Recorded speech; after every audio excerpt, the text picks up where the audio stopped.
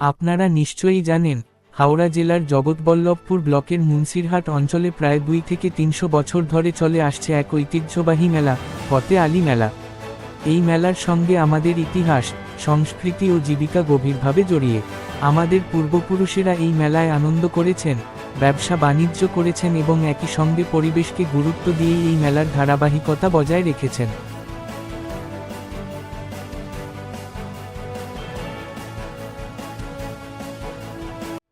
কিন্তু দুঃখজনকভাবে সাম্প্রতিক কয়েক বছরে সেই চিত্র সম্পূর্ণ বদলে গেছে।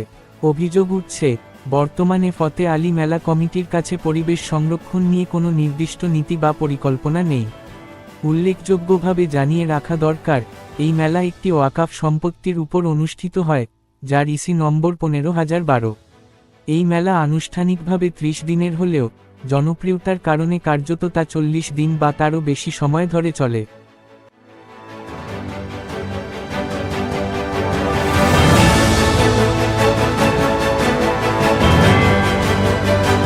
প্রতিবছর এই মেলা থেকে আনুমানিক 50 থেকে 70 লাখ টাকা আয় হয়, কিন্তু সেই আয়ের একটি নির্দিষ্ট অংশ পরিবেশ সংরক্ষণ বা পরিষ্কার পরিচ্ছন্নতার জন্য বরাদ্দ নেই।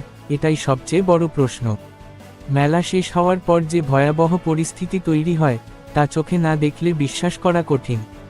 মেলা শেষে পরিবেশ পরিষ্কার করার দায়িত্ব কার্যত পালন করা হয় না। প্লাস্টিক ও পলিথিনের স্তূপ আজও চারদিকে ছড়িয়ে রয়েছে। এক কথায় বলতে গেলে, ফতে আলী মেলা প্রাঙ্গণ বর্তমানে জগৎবল্লভপুর এলাকার অন্যতম মাটি ও পরিবেশ দূষণের কেন্দ্রবিন্দুতে পরিণত হয়েছে।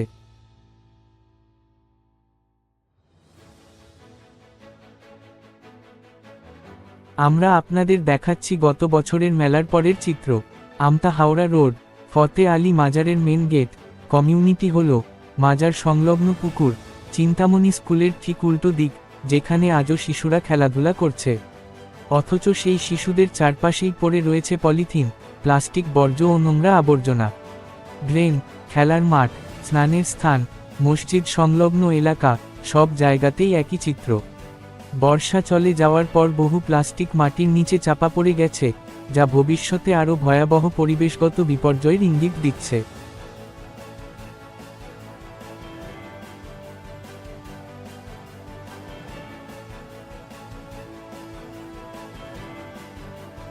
বিশেষজ্ঞদের মতে, প্লাস্টিক দূষণ ক্যান্সারের মতো মারণ রোগের ঝুঁকি বাড়ায়। পাশাপাশি অ্যাজমা, শ্বাসকষ্ট, ফুসফুসের সমস্যা, স্নায়বিক রোগ, হরমোনের ভারসাম্য নষ্ট হওয়া, থাইরয়েড সমস্যা, বন্ধ্যাত্ব, হৃদরোগ, লিভার ও কিডনির ক্ষতি, ত্বকের অ্যালার্জি এবং রোগ প্রতিরোধ ক্ষমতা হ্রাসের মতো গুরুতর স্বাস্থ্য ঝুঁকিও তৈরি করে।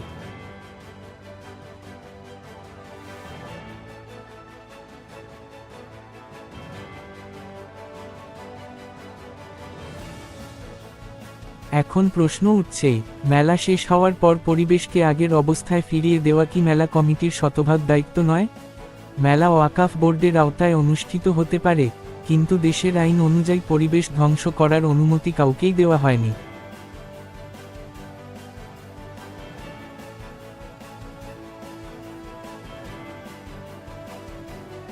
আগামী দিনে যদি কোনো সাধারণ মানুষ পরিবেশ আদালতের দ্বারস্থ হন, তাহলে এর সম্পূর্ণ দায় বর্তমান পরিচালন কমিটিকেই নিতে হবে।